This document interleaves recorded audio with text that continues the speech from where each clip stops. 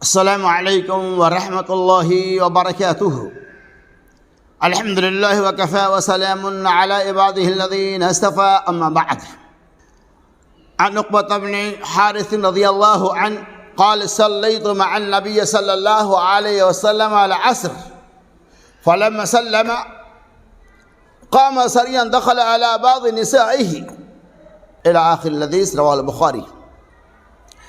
حضرت عقبہ بن حارث رضی اللہ تعالیٰ عنہ کہتے ہیں، میں نے اللہ کے رسول صلی اللہ علیہ وسلم کے ساتھ عصر کی نماز پڑھی، فلما سلم قام سريا دخل على بعض نسائه، اسی آپ صلی اللہ علیہ وسلم نے سلام پھیرا اور اپنے بعض ازواج مطہرات کے بعد داخل ہو گئی۔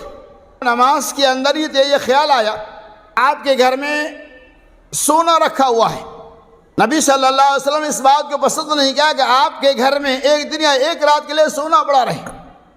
اسی وجہ سے آپ صلی اللہ علیہ وسلم آئے تو سونے کو آپ نے صدقہ کر دیا۔ پھر نبی صلی اللہ علیہ وسلم جب مسجد کے اندر واپس آئی تو آپ نے دیکھا کہ صحابہ کرام کے چہرے پہ تعجب کے آثار نمودار ہو رہے تھے، یعنی صحابہ کرام تعجب کر رہے تھے۔ اللہ کے رسول صلی اللہ علیہ وسلم کہ تم لوگ تعجب کیوں کر رہے ہو؟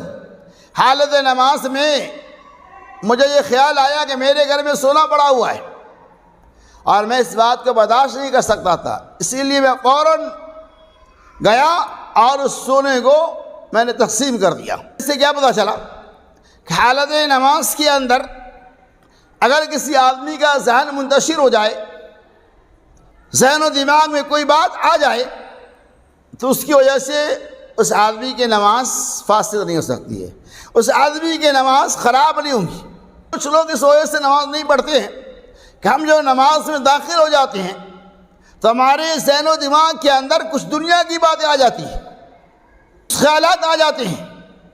کچھ اگر آ بھی گیا تو اب اللہ سے پناہ مانگیں، برے خیالات آ جاتے ہیں آپ اللہ سے پناہ مانگیں، لیکن خیالات کے آ جانے کی وجہ سے نماز نہیں ہوں گی، یا آپ خیالات کے آ جانے کی وجہ سے آپ نماز سے پنجگانہ کے اہتمام نہیں کرتی ہیں، یہ بات بالکل ہی غلط ہے۔ آپ نماز پڑھیں، اللہ تبارک و تعالیٰ سے دعا کریں، اللہ تبارک و تعالیٰ کی طرف پوری طرح متوجہ ہوں، اس کے باوجود بھی خیال آ جائے تو یقین مانو خیال آ جانے کی وجہ سے آپ کی نماز پہ کوئی اثر نہیں پڑنے والا ہے۔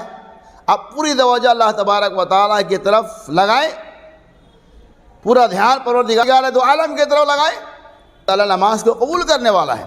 تو امام بخاری رحمۃ اللہ علیہ نے اس حدیث سے استدلال کیا ہے کہ اگر نماز میں کوئی خیال آ جائے، دنیاوی خیال کوئی بات آ جائے تو اس خیال آنے کی وجہ سے، کسی بات کے داخل ہو جانے کی وجہ سے آپ کی نماز نہیں ہوگی، ایسا کوئی مسئلہ نہیں ہے۔ اللہ تبارک و تعالی ہمیں نماز سے متعلق ہر طرح کے حیلہ بہانہ سے اجتناب کرنے کی توفیق رفیق عطا فرمائے، آمین۔